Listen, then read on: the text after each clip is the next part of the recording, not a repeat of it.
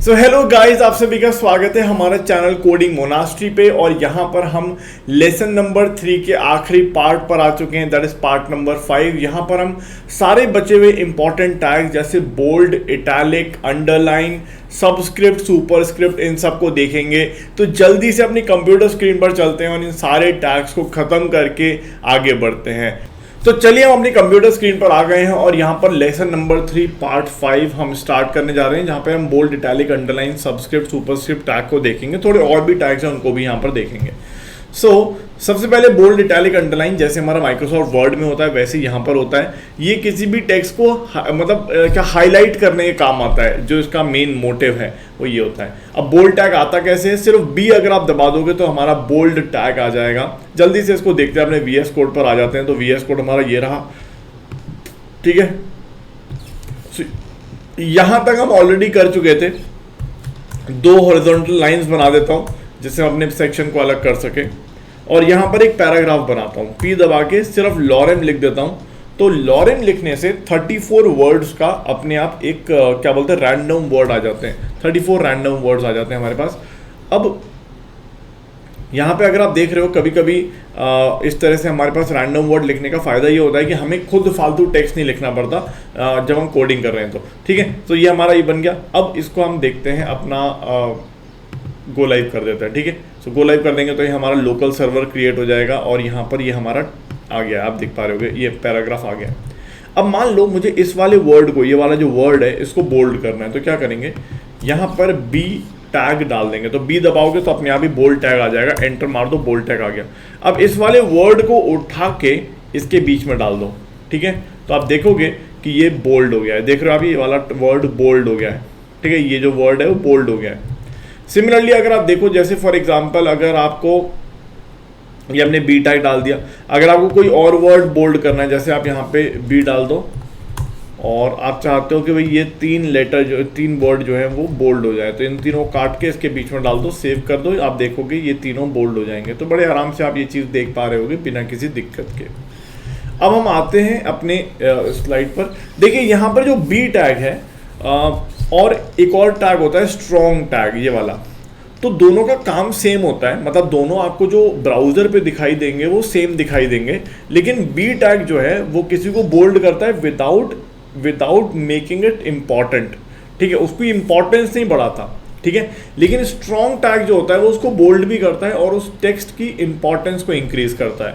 अब ये सब क्या होता है कि हमें वेब पेज पर तो इसका अंतर नहीं दिखाई देगा, लेकिन जब हम कोई जैसे वर्ड टू स्पीच वाली किसी वेबसाइट पर जाएंगे जो किसी पैराग्राफ को रीड कर रहा होगा, तो रीडिंग करते समय अगर आपने किसी वर्ड को स्ट्रॉन्ग टैग में डाला है तो वो उसको एम्फसाइज करके रीड करेगा, और बोल्ड में डाला है तो उसको एम्फसाइज करके रीड नहीं करेगा। मतलब कहने का मतलब ये है कि ये उन सब केसेस में होता है जहाँ पर हम टेक्स्ट टू स्पीच कन्वर्टर्स वगैरह यूज़ करते हैं, ठीक है। तो अगर हम जैसे मान लें मैं यहाँ पे स्ट्रॉन्ग टैग डाल देता हूँ, तो कोई अपने आप सजेस्ट कर देता है, तो स्ट्रॉन्ग को इसको मैं कट करके इसके बीच में डाल देता हूँ, ठीक है, और सेव कर देता हूँ। तो आप देखोगे अपने ब्राउज़र पर, तो देखो ये भी बोल्ड हो गया है, ये बी टैग के अंदर है, ये भी बोल्ड हो गया, ये भी बी टैग के अंदर है, और ये भी बोल्ड हो गया, ये भी देखो स्ट्रॉन्ग टैग के अंदर। तो स्ट्रॉन्ग और बोल्ड एक ही काम करते हैं। वेब पेज पर हमें इसका असर जो है अलग नहीं दिखाई देगा, बट एक्चुअली में इसका मीनिंग अलग है कि इस वर्ड की आपने इंपॉर्टेंस को इंक्रीज कर दिया है बोल्ड करने के साथ साथ, लेकिन इस वर्ड को आपने सिर्फ बोल्ड किया है, इसकी कोई इंपॉर्टेंस को इंक्रीज नहीं किया है, ठीक है। चलिए अगर हम बात करें इटैलिक टैग की, आई टैग, तो ऑब्वियसली सिंपल सी बात है कि जो आई टैग है वो इटैलिक कर देगा हमारे किसी भी कंटेंट को, ठीक है। तो जैसे फॉर एग्जांपल अगर मुझे इन 2 वर्ड्स को इटैलिक करना है, ठीक है, तो इटैलिक के लिए क्या करेंगे, आई दबाएंगे, एंटर कर देंगे, तो हमारा इटैलिक टैग स्टार्ट हो गया, एंड हो गया। तो बस क्या करेंगे, जिसको भी इटैलिक करना है उसको कट करके इसके बीच में लिख दो और सेव कर दो, तो हमारा ये देखिए इटैलिक हो गया इटैलिक। अगर मान लो हमें बोल्ड और इटैलिक दोनों करना है तो क्या करेंगे, तो आप क्या करो, इसके बाहर बी टैग भी लगा दो, ठीक है। तो बी टैग को मैं यहाँ से कट करके इधर डाल देता हूँ, एंड टैग, ठीक है। तो आप देखोगे कि ये बोल्ड और इटैलिक दोनों हो गया, देख रहे हो आप, ये वाला बोल्ड और इटैलिक दोनों हो गया है, ठीक है। सो इस तरह से हम बोल्ड और इटैलिक कर सकते हैं। तो इटैलिक क्या होता है कि हमारे कंटेंट को डिस्प्ले करता है इटैलिक में, मतलब उसको थोड़ा टिल्ट कर देता है, ठीक है। अब यहाँ पर रूल्स होते हैं कुछ HTML के, बट ऐसा बहुत ज़्यादा स्पेसिफिक नहीं है, अपन बिना उसके भी काम चला सकते हैं। जो आई टैग होता है वो स्पेसिफिकली टेक्निकल टर्म्स को या फिर किसी और लैंग्वेज के फ्रेज को, इन सब को लिखने के काम आता है, ठीक है। अब यहाँ पर और भी कुछ टैग्स होते हैं जो हमारे इटैलिक की तरह ही काम करते हैं, लेकिन उनका मतलब कुछ और होता है, या उनका जो एक्चुअल मीनिंग है वो कुछ और होता है। देखिए वो भी देख लेते हैं। देखिए हमने यहाँ पे इटैलिक टैग की बात कर ली, बोल्ड टैग की बात कर ली। चलो नीचे आ जाते हैं, यहाँ पर एक और पैराग्राफ क्रिएट करता हूँ मैं, ठीक है। P दबा के लॉरेम लिख देता हूँ और 34 वर्ड्स हमारे पास आ जाते हैं। अब जैसे मैंने बताया, इटैलिक जो टैग है वो हमारे किसी भी वर्ड को इटैलिक बना देता है, उसको टिल्ट कर देता है। यहाँ पर एक और टैग होता है जिसको हम EM टैग बोलते हैं या एम्फेसाइज टेक्स्ट बोलते हैं, एम्फेसाइज टेक्स्ट। तो अगर हम यहाँ पर EM लिख देता हूँ और एंटर मार देता हूँ तो यहाँ पे एम्फेसाइज वाला टैग आ जाता है। और फॉर एग्जांपल मैं इसको कट करके यहाँ पे डाल देता हूँ, तो अगर आप देखोगे ये अपनी वेब पेज पर, देखो ये रहा, तो ये जो है क्या ये भी इटैलिक की तरह ही काम कर रहा है। देखो ये वाला जो टैग है, जो EM टैग है, वो भी इटैलिक की तरह ही काम कर रहा है। जो हमें वेब पेज पर नज़र आ रहा है वो इटैलिक वाला काम ही कर रहा है ये। जैसे फॉर एग्जांपल अगर मैं इसके बगल वाले को इटैलिक टैग के अंदर डाल दूंगा तो आप देखोगे सर ये तो सेम ही है। जी हाँ, दोनों का वेब पेज पर सेम मतलब है या सेम डिस्प्ले है दोनों का। आप देखो ये वाला एम्फेसिस टैग के अंदर है और ये वाला इटैलिक टैग के अंदर है, दोनों में कोई अंतर नहीं है ऑन द वेब पेज। लेकिन एक्चुअली जैसे मैंने आपको बताया बोल्ड और स्ट्रॉन्ग में कुछ अंतर होता है, वैसे ही इटैलिक और एम्फेसिस में अंतर होता है, ठीक है ना। चलिए हम क्या कर रहे हैं, अगर EM टैग डाल रहे हैं तो इसका मतलब हम अपने वेब पेज पर उस पर्टिकुलर टेक्स्ट को एम्फेसाइज करने की कोशिश कर रहे हैं। नेक्स्ट है साइट। जैसे फॉर एग्जांपल आपको याद पता होगा कि बहुत सारे लोग साइटेशन करते हैं। जैसे फॉर एग्जांपल अगर मैं कोई पेज लिख रहा हूँ और या विकीपीडिया का अगर आपने पेज देखा हो तो नीचे बहुत सारी साइटेशंस होती हैं, तो साइट अगर हम यूज़ करेंगे तो भी वो इटैलिक ही नज़र आएगा। जैसे फॉर एग्जांपल मैं यहाँ पर P टैग के अंदर साइट कर देता हूँ, साइट मतलब this work is taken from XYZ company, ठीक है ना।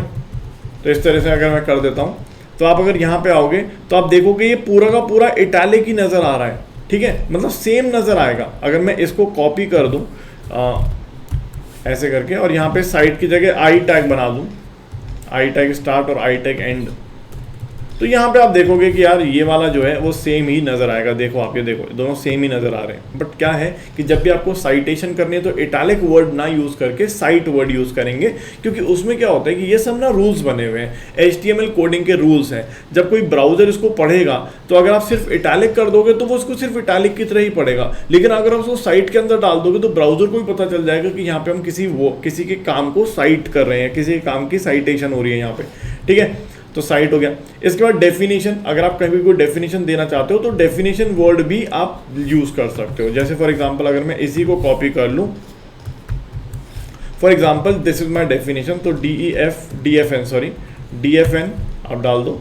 तो क्या याद करने की जरूरत नहीं है। कभी कभी आपको दिखता है ना कि यार हम तो भूल गए डेफिनेशन वाला, तो DEF डालो, तो DEF है ही नहीं, ठीक है। फिर आपको लगेगा DFN होगा, हाँ तो आ गया देखो डेफिनेशन। नहीं तो गूगल पे सर्च कर लो, कोई टेंशन ही नहीं है, ठीक है। So this is the definition of my work, ऐसा करके सेव कर दो। तो आप देखोगे अपने वेब पेज पर, देखो तीनों सेम दिख रहे हैं, तीनों इटैलिक काम कर रहे हैं, लेकिन तीनों का मतलब अलग अलग है। समझ रहे हो आप, मतलब तीनों का अलग अलग है। तो ब्राउजर तीनों को अलग अलग तरीके से देखेगा, लेकिन हमें जो विजिबल हो रहा है वो तीनों एक जैसे नजर आ रहे हैं, ठीक है। सो आई होप ये बात सबको समझ में आ गई है कि हमें कब क्या यूज़ करना है, ठीक है। अब बात करते हैं लास्ट अंडरलाइन। तो वो तो बहुत सिंपल सी बात है, माइक्रोसॉफ्ट वर्ड में हम पूरी दुनिया में करते आए हैं। जैसे फॉर एग्जांपल अगर मैं P दबा के लॉरेम लिख देता हूँ तो ये आ गया मेरे पास। तो मैं चाहता हूँ कि भाई यहाँ से लेके यहाँ तक का पूरा कंटेंट मेरा अंडरलाइन हो जाए, तो क्या करेंगे, यहाँ पर U टैग का इस्तेमाल करेंगे। और यहाँ से यहाँ तक के कंटेंट को कट करके हम यहाँ पे पेस्ट कर देंगे, सेव कर देंगे। आप देखो यहाँ पर ये कंटेंट आ जाएगा और देखो ये अंडरलाइन हो रहा है, ठीक है।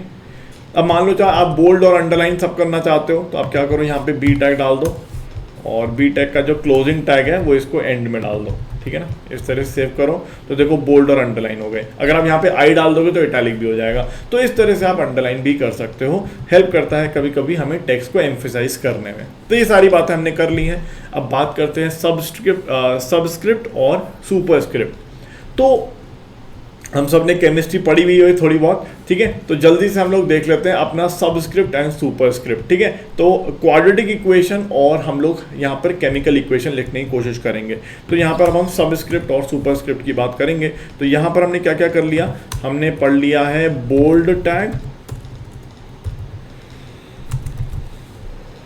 ठीक है। हमने पढ़ लिया है स्ट्रॉन्ग टैग, हमने पढ़ लिया है यू टैग या अंडरलाइन, एम्फेसिस टैग भी पढ़ा हमने, ठीक है ना। एम्फेसिस टैग पढ़ा हमने अंडरलाइन टैग पढ़ा, ठीक है। ये सब पढ़ लिया हमने। तो ठीक है, इंपॉर्टेंट सारे टैग्स पढ़ लिए हमने। इटैलिक टैग तो रह गया, ठीक है, इटैलिक। तो ये सब हमने टैग पढ़ लिए हैं, कोई टेंशन वाली बात नहीं है। आगे चलते हैं, यहाँ तक हो गया सबका। नाउ अब हम पढ़ेंगे सबस्क्रिप्ट एंड सुपरस्क्रिप्ट, ठीक है। देखते हैं कैसे लिखते हैं। बहुत ही सिंपल है, बहुत ही सिंपल है। जैसे फॉर एग्जांपल आप कोई क्वाड्रेटिक इक्वेशन लिखना चाहते हो, x square plus 2x plus 3, ठीक है। तो कैसे करेंगे, पैराग्राफ के अंदर डाल दो पी टैग, एंटर मार दिया। एक्स स्क्वायर, तो एक्स स्क्वायर कैसे लिखेंगे, एक्स फिर एक्स का स्क्वायर करना है तो स्क्वायर मतलब सुपरस्क्रिप्ट जाएगा। तो यहाँ पे हम क्या करेंगे, यहाँ पर हम SUP खत्म कर देंगे। तो ये सुपरस्क्रिप्ट स्टार्ट हुआ, सुपरस्क्रिप्ट एंड हो गया, यहाँ पे 2 दबा दिया। फिर यहाँ पे मैं प्लस कर दूं एक्स क्यूब, तो मुझे एक्स का क्यूब लिखना है तो क्या करेंगे, सुपरस्क्रिप्ट, ठीक है। फिर यहाँ पे एक्स क्यूब या फिर 4x क्यूब मुझे लिखना है, 4x क्यूब प्लस 8x। यहाँ पर फिर से मुझे कुछ मान लो ऐसे लिखना है, सुपरस्क्रिप्ट और 8x की power 4 plus 9 is equal to 0। ये इक्वेशन अगर मुझे लिखनी है तो सेव कर दिया मैंने और यहाँ पे आता हूँ तो देखो ये इक्वेशन आ गई। देख रहे हो कितनी प्यारी इक्वेशन बनी है, x square plus 4x cube plus 8x की पावर 4 प्लस 9। अब आप सोचो कि अगर मैं यहाँ पे स्पेस दे दूँ तो यहाँ पे मेरी, यहाँ पे अगर मैं गलती से स्पेस दे दूँ तो क्या होगा, क्या होगा कुछ देखते हैं। अगर मैं गलती से स्पेस दे दूंगा तो जो स्क्वायर वाली टर्म आ रही है ना, आप देख रहे हो उसके बीच में स्पेस आ गई है, देखो एक्स्ट्रा स्पेस आ गई है बीच में, देख रहे हो आप ये स्पेस आ गई है, ठीक है। सिमिलरली यहाँ पे भी स्पेस आ गई, इसलिए मैंने जहाँ पर जब लिखा था तो इसमें स्पेस नहीं दिया था। तो अब स्पेस मत दो, अपना ये सुपरस्क्रिप्ट वाला काम कर जाएगा, ठीक है। अगर हम जैसे ही नीचे आ जाते हैं पैराग्राफ टैग यूज़ कर लेते हैं। फॉर एग्जाम्पल यहाँ पे आप केमिकल इक्वेशन लिखते हैं। So the formula for water, the chemical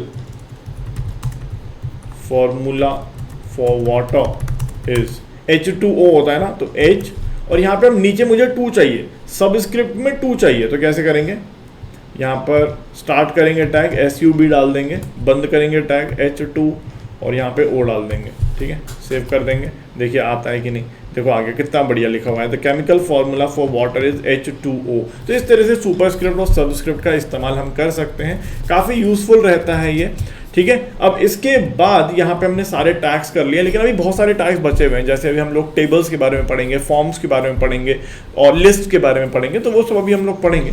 और लेकिन अभी तक जितना भी हमने पढ़ा है, जितने भी टैग्स हमने पढ़े, anchor tag, image tag, heading tag, paragraph tag, pre tag, bold, italic, ये सारे टैग्स के बारे में हमने पढ़ा। तो अब हम लोग उसकी प्रैक्टिस करेंगे अपने नेक्स्ट सेशन के अंदर। All the best, bye bye.